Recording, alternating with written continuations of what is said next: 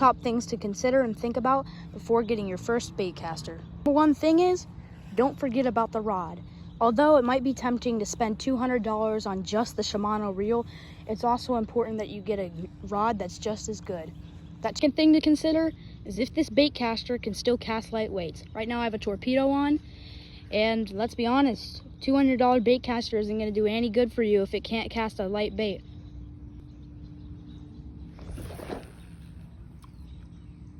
Perfection. Number 3 thing to think about is, do I really need a bait caster? Unless you're fishing in bodies of water that are really small like this one, but this is my favorite rod, so I'm going to cast it anyway.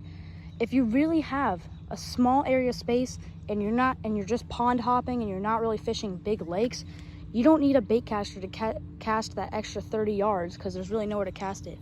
I'm just using it here because I think it's cool. Type in my Temu hat trick code so I can make more